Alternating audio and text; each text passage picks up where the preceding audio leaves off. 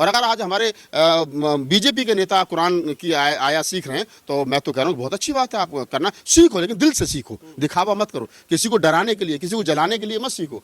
अगर सीखना है तो प्रॉपर सीखो, दाढ़ी भी बनाओ, टोपी भी लगाओ, कौन सी बड़ी बात है, पहले भी तो तुम्हारे पुरखों ने इस्लाम कबूल करा है।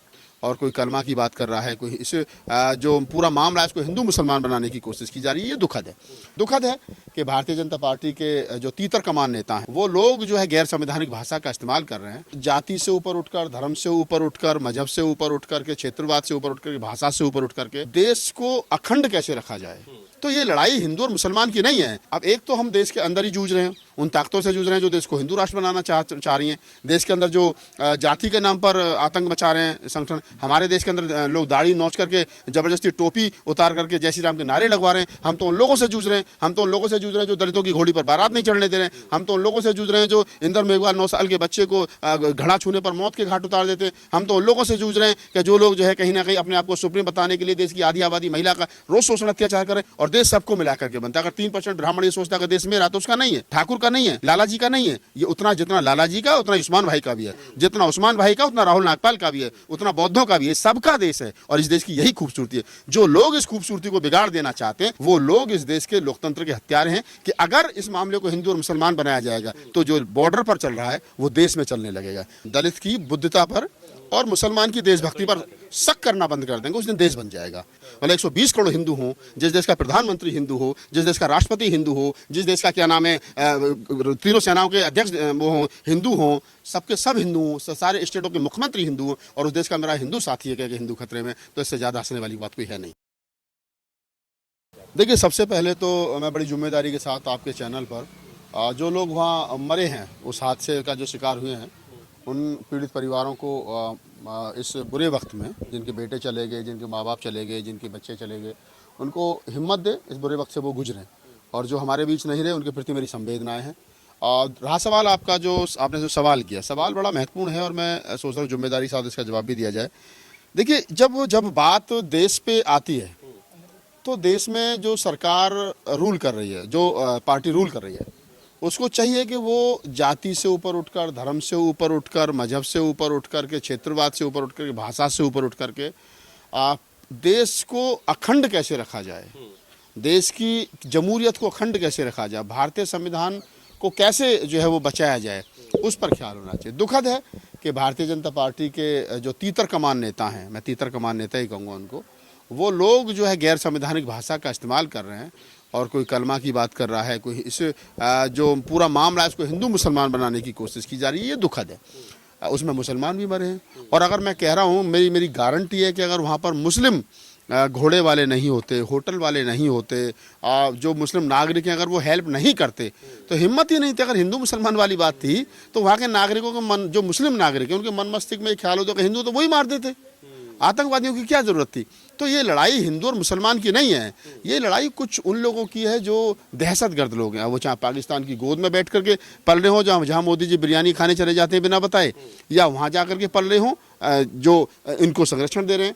तो सवाल वही निकल करके आता है कि वर्तमान समय में देश को कैसे बचाया जाए। अब एक तो हम देश के अंदर ही जूझ रहे हैं, उन ताकतों से जूझ रहे हैं जो देश को हिंदू राष्ट्र बनाना चाह रही हैं।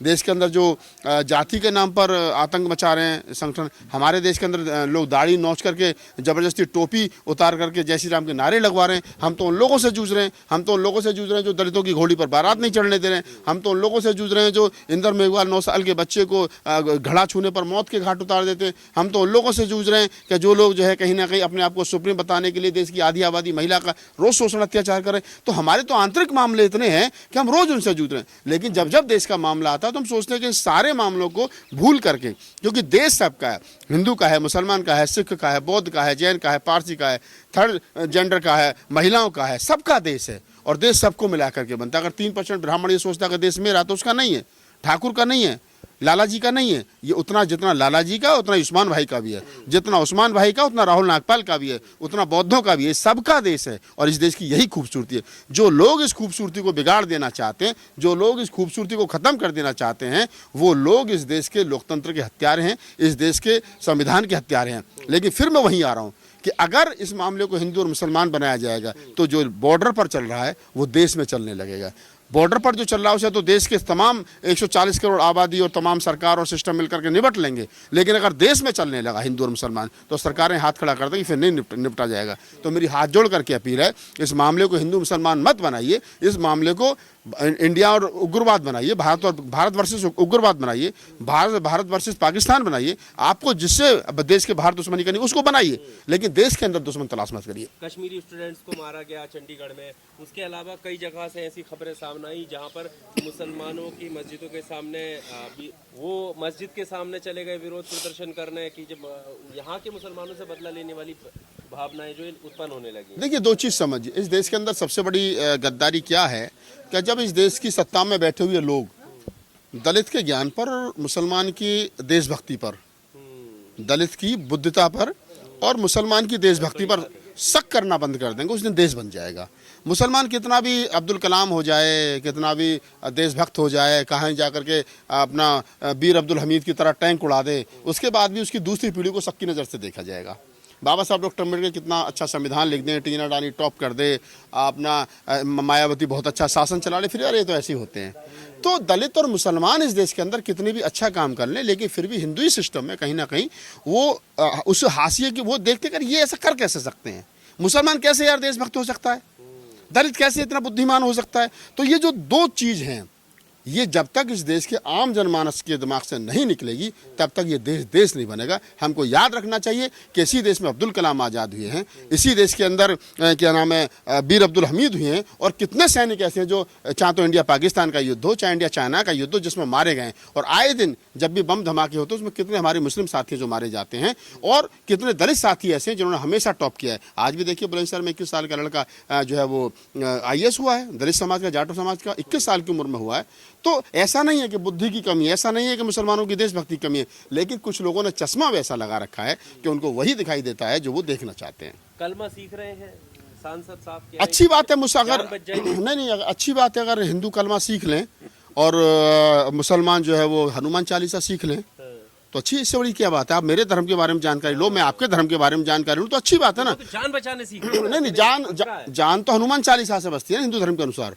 जब कहते हैं ना कि जब बुरा वक्त आए तो हनुमान चालीसा पढ़ो, तो अगर जान बचेगी तो हनुमान चालीसा से बचेगी हिंदू धर्म के अनुसार। लेकिन अगर आपको जान उस तरीके से बचानी जिस तरीके से आप बचाना चाह रहे हो, तो मैं कह रहा हूँ कि अच्छी बात है। मुझे कुरान की आयतें याद होनी चाहिए, आपको बुद्धिज्म का जो हमारा सिस्टम है वो पता होना चाहिए, कोई हिंदू साथी है तो उसका पता होना चाहिए, कोई सिख साथी है तो सिख साथी को हमारा जो गुरु ग्रंथ साहिब है, गुरु ग्रंथ साहब की वाणी उनको याद होनी चाहिए। यही है देश।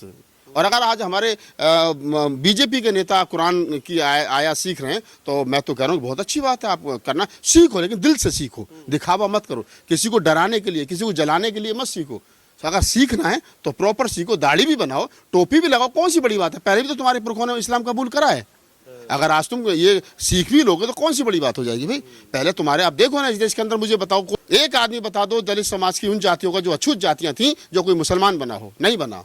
कौन लोग बने थे मुसलमान, किन्होंने लड़कियां दी, ये सबको बता। जब हमने इतिहास पढ़ा तो हम भी इतिहास के जानकार हैं, हमने पढ़ाया भी, हमने पढ़ा भी है, तो हमें पता है। तो जो लोग आज ये कह रहे हैं कि जान बचाने के लिए हमको क्या नाम है, क्या बताया, कलमा सीखना पड़ेगा, तो इन लोगों ने तो मुगल काल में जब मुगल आए थे तब भी इन्होंने लोगों ने जान बचाने के लिए कलमा सीखा था। तो ये इनके लिए कोई नई बात नहीं है, इनके लिए पुरानी बात है, अपने बाप दादों का इतिहास दोहरा रहे हैं। कह रहे हैं उन लोगों को अगर कलमा आता होता, कुरान की आयतें आती होती, उनकी जान बच जाती 28 लोगों की। हाँ, तो मैं कह रहा हूँ ना, मैं इन्हीं की बात को तो बड़ी कर रहा हूँ पत्रकार बंधु, कि जिन लोगों ने जब मुगल यहाँ आए थे या आक्रांता यहाँ आए थे, मैं कहूँ उनको, तो जिन लोगों को अपनी जब जान बचानी थी उन्होंने टोटी कटवाई थी, उन्होंने टोपी लगाई थी, उन्होंने दाढ़ी बढ़ाई थी, उन्होंने कलमा सीखा था। और आज अगर उन्हीं की चौथी पीढ़ी का आदमी कह रहा है कि मेरे दादा ने उस समय जान बचाई थी कलमा पढ़ करके, मैं भी कलमा सीख लूँ, मेरी जान बच जाएगी, तो मतलब वो अपनी सरकार में भी सुरक्षित नहीं है। भाई साहब, जिस देश के अंदर 140 करोड़ की आबादी में 100 करोड़ कहते हो, हम तो 80% हिंदू हैं, मतलब 120 करोड़ हिंदू हों, जिस देश का प्रधानमंत्री हिंदू हो,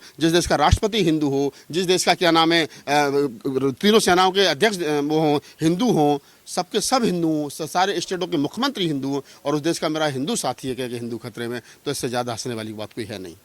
क्या उपाय है अभी इस तरीके के हमलों का? इस तरीके कैसे के जवाब देखिए, देना चाहिए? मैं सिर्फ यही कहूँगा एज एक्टिविस्ट के हमारे लोगों को चाहिए कि देश पहले है। बाबा साहब डॉक्टर अम्बेडकर ने कहा था कि अगर मुझे अपने आप में और देश में चुनने की बात होगी तो मैं देश को चुनूंगा, और मुझे देश में और समाज में चुनने की बात होगी तो मैं समाज को चुनूंगा। तो मैं वही बाबा साहब डॉक्टर अम्बेडकर की बात को रिपीट कर रहा हूँ कि अगर हमको ये कहना होगा कि हमको बाबा देश में, अब मुझे राहुल नागपाल को और देश में से कुछ चुनना है तो मैं देश को चुनूंगा। मैं फिलहाल समाज के मुद्दों को साइड कर रहा हूँ। ठीक है, हमारा शोषण अत्याचार हो रहा है वगैरह वगैरह, दलित के ऊपर एट्रोसिटी हो रही है, घोड़ी पर नहीं चढ़ने दिया जा रहा है, बारात नहीं निकालने दी, वो हमारा आंतरिक मुद्दा, हम उसको सुलझा लेंगे। लेकिन जब देश का सवाल है तो हम सबको मिलकर के प्रधान जो हमारे मोदी जी हैं उनके साथ खड़ा होना चाहिए, और वो भी उनको भी हमारे साथ पूरी बिना हिंदू मुसलमान का चश्मा उतार करके खड़ा होना चाहिए, देश के संविधान और जमहूरियत के साथ खड़ा होना चाहिए। और निसंदेह हम लोग उन आतंकियों को पकड़ेंगे, उनको हम सजा भी देंगे। और देश उतना कायर नहीं है, ये बुद्ध कबीर नानक रैदास का देश है, भगत सिंह का देश है, ये उधम सिंह का देश है, चंद्रशेखर आज़ाद का देश है, यशफाकुल्ला खान का देश है, तमाम उन लोगों का देश है जिन लोगों ने कुर्बानियाँ दी हैं। ये गांधी और अम्बेडकर की साझा विरासत का देश है। तो हम इसको ऐसे किसी के साथ हाथ में नहीं सौंप देंगे। मैं फिर कह रहा हूँ कि इस प्रकार के हमले पहले भी हुए हैं, आज भी हुआ, कायराना हमले हैं। इस प्रकार के हमलों की हम निंदा करते हैं, लेकिन देश की बात है तो हम देश की जमहूरियत को बचाएंगे और देश को बचाएंगे।